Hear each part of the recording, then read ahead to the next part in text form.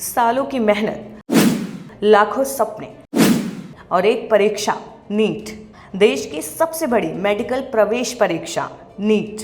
लेकिन क्या इस बार फिर मेहनत से ज़्यादा सिस्टम पर सवाल खड़े हो गए? पेपर लीक के आरोपों ने लाखों छात्रों के भविष्य को चिंता में डाल दिया था और अब पेपर रद्द की खबरों ने लाखों छात्रों के भविष्य को दांव पर लगा दिया। 3 मई को देश भर में नीट यूजी 2026 की परीक्षा हुई थी। आशंका थी कि परीक्षा का पर्चा पहले ही लीक हो गया था, जिसके बाद हर बार की तरह एक बार फिर से नीट परीक्षा 2026 रद्द कर दी गई और अब सीबीआई इस मामले की जांच करेगी। लाखों छात्रों के सपनों पर एक बार फिर से पहले की तरह पानी फिर गया। इस कहानी की शुरुआत तब हुई थी जब राजस्थान में कई स्टूडेंट्स के पास में हाथ से लिखा हुआ गैस पेपर मिला था, जिसके सवाल असल परीक्षा से मैच हो रहे थे।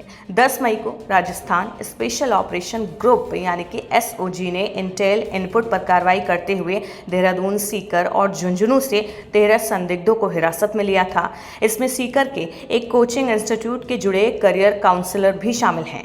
जांच में सामने आया कि परीक्षा के 720 में से 600 नंबर के सवाल 2 दिन पहले ही सीकर में छात्रों के पास पहुंच गए थे। दरअसल एक गैस पेपर केरल के एक कॉलेज में एमबीबीएस कर रहे स्टूडेंट ने 1 मई को सीकर में अपने एक दोस्त के पास भेज दिया था।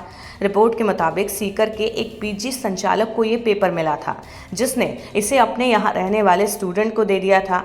इसके जरिए ये अलग अलग लोगों तक पहुंचा। बहरहाल एसओजी मामले की जांच कर रही थी। एजेंसी ने मास्टरमाइंड तक पहुंचने के लिए कड़ी से कड़ी जोड़ी। सभी संदिग्धों की सोशल मीडिया पर चैट्स और कॉल डिटेल खंगाली। दरअसल ये एक गैस पेपर की तरह लोगों तक पहुंची थी। एसओजी जांच पर विचार कर ही रही थी कि इसे पेपर लीक माना जाए या ना माना जाए कि इस बीच पेपर को रद्द कर दिया गया और जांच सीबीआई को सौंप दी गई। अब सीबीआई अपने तरीके से इस पूरे मामले की गहनता से जांच करेगी। एसओजी की जांच की बात करें तो एसओजी के मुताबिक स्टूडेंट तक जो क्वेश्चन बैंक पहुंचा था उसमें फिजिक्स, केमिस्ट्री और बायोलॉजी के 300 से ज़्यादा सवाल थे। ये सभी हाथ से लिखे गए हैं और इनकी हैंड राइटिंग भी एक ही है। इसमें से 150 सवाल हूबहू नीट यूजी 2026 के पेपर में से आए हैं। एक्सपर्ट्स के मुताबिक किसी विशेष गैस पेपर से परीक्षा में कुछ सवाल हूबहू आने की संभावना रहती है, लेकिन इतनी बड़ी संख्या में प्रश्न आने की संभावना आमतौर पर नहीं होती। नीट परीक्षा होने के बाद सीकर के एक पीजी संचालक ने परीक्षा करवाने वाली एजेंसी नेशनल टेस्टिंग एजेंसी यानी कि एनटीए को ये शिकायत दी थी कि एक कथित क्वेश्चन बैंक स्टूडेंट्स को मिला। ये शख्स भी अब एसओजी की रडार पर था। जांच में इस बात की भी पुष्टि हुई कि पीजी संचालक को भी परीक्षा से पहले व्हाट्सएप पर क्वेश्चन बैंक मिल चुका था, जिससे उसने अपने यहाँ रहने वाले छात्रों और करियर काउंसलर्स को भेजा था। वहीं 10 मई को नीट पेपर लीक की खबरों के बीच एनटीए ने सोशल मीडिया प्लेटफॉर्म ट्विटर पर विवाद पर प्रतिक्रिया देते हुए कहा, नेशनल टेस्टिंग एजेंसी ने सोशल मीडिया पर एक विस्तृत स्पष्टीकरण जारी किया, जिसमें जोर देकर कहा गया कि परीक्षा पूरी सुरक्षा और प्रोटोकॉल के तहत आयोजित की गई थी। ये मामला अब कानून द्वारा जाँच के अधीन है। बता दें कि 21 जून 2024 को देश में एंटी पेपर लीक कानून यानी कि पब्लिक एग्जामिनेशन एक्ट 2024 लागू किया गया था।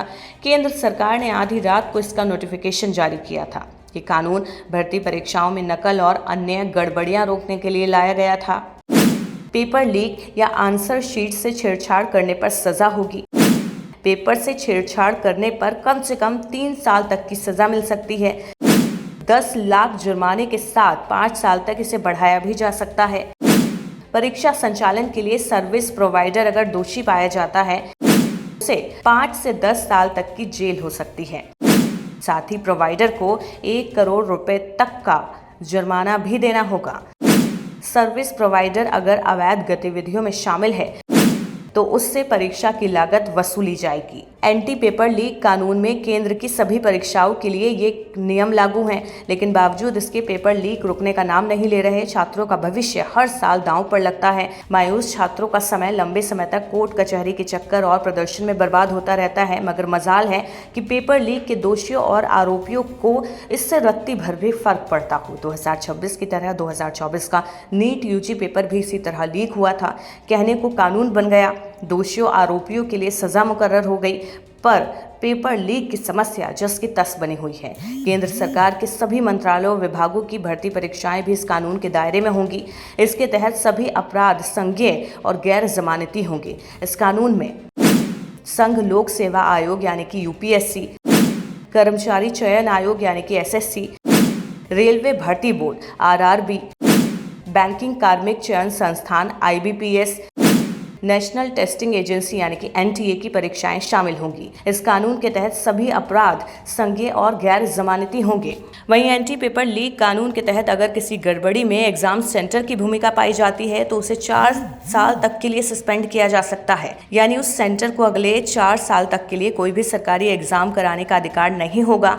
किसी संस्थान की संपत्ति कुर्क करने और जब्त करने का प्रावधान भी है। कानून के तहत कोई भी अधिकारी जो डीएसपी या एसीपी के पद से नीचे ना हो, परीक्षा में गड़बड़ी के मामलों की जांच कर सकता है। केंद्र सरकार के पास किसी भी मामले की जांच केंद्रीय एजेंसी को सौंपने की शक्ति है। बहरहाल अब देखना होगा कि इस मामले में जांच कहां तक आगे बढ़ती है। क्या ये पेपर दोबारा होंगे? पेपर फिलहाल तो रद्द हो चुके हैं। अब देखना होगा सीबीआई क्या इस मामले पर जांच करती है। जांच के पूरे होने का इंतजार करना होगा। लेकिन एक बात तो तय है, जब परीक्षा पर भरोसा टूटता है तो सिर्फ रिजल्ट नहीं बल्कि सपने भी प्रभावित होते हैं। सवाल सिर्फ पेपर लीक का नहीं बल्कि देश के शिक्षा सिस्टम की विश्वसनीयता का है, जिस पर सिस्टम की जवाबदेही बेहद जरूरी है।